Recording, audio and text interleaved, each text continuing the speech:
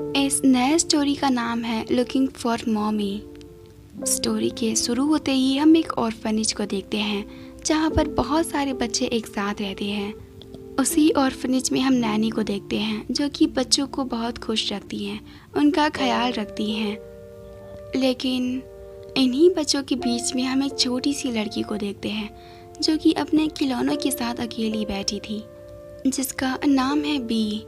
शायद वो इंतज़ार कर रही थी अपनी मॉमी का।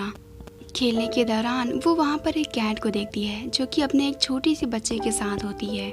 उसे देखकर वो बहुत उदास हो जाती है क्योंकि वो भी तो अपने मॉम से प्यार करती है, लेकिन वो कहाँ है उसे भी नहीं पता।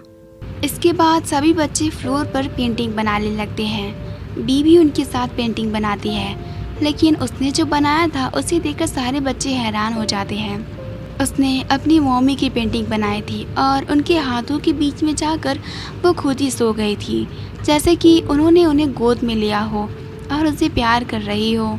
जब वहाँ की नैनी ये देखती हैं तो वो बी को अपनी गोद में उठाकर अंदर ले जाती हैं, क्योंकि उन्हें भी पता था कि वो अपनी मम्मी को बहुत मिस कर रही है और वो उनसे बहुत प्यार करती है। नैनी को भी ये बात पता थी कि उसकी मॉम खुद ही उसे यहाँ पर छोड़कर गई हैं, वो उसके साथ नहीं रहना चाहती थी और खुद भी ये बात जानती है, लेकिन वो फिर भी उनका इंतज़ार कर रही है। रात हो जाने पर सभी बच्चे सो रहे थे, लेकिन बी नहीं, क्योंकि उसे नींद नहीं आ रही थी। तभी वहाँ पर नैनी आकर उसे समझाती है और उसे सुला देती है।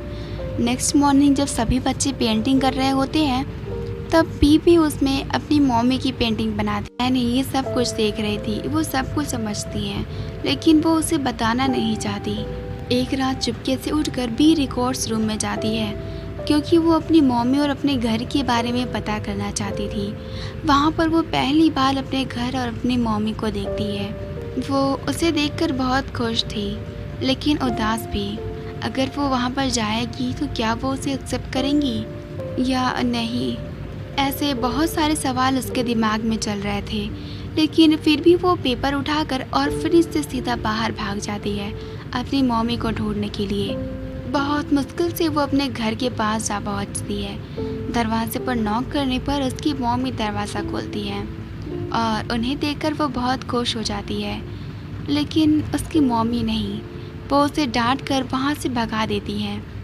बेचारी बी, वो डर गई थी, वो रोते रोते वहाँ से भाग जाती है और एक पेड़ के पास जाकर बैठकर रोने लगती है और शायद वहीं पर बेहोश हो जाती है क्योंकि बाहर बहुत ठंड थी।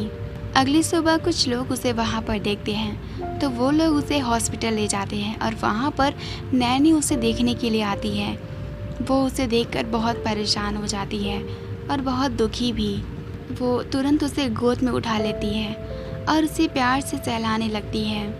इसके बाद वो उसे ऑर्फनेज में लेके जाती है और आज क्रिसमस का दिन था। सभी बच्चे बहुत खुश थे, वो सभी अपने गिफ्ट के लिए तैयार थे, लेकिन बी किसी भी चीज़ के लिए तैयार नहीं थी। वो अभी भी बेड पर वैसे ही पड़ी थी क्योंकि अभी तक उसे अपनी मम्मी का इंतज़ार, लेकिन अब उन्होंने भी उसे अपने साथ रखने से मना कर दिया है।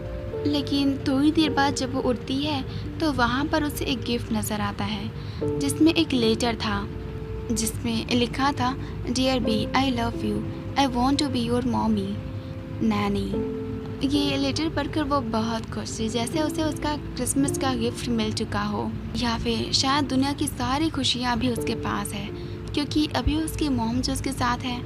नैनी भी वहीं पर थी, वो उसे देख रही थी।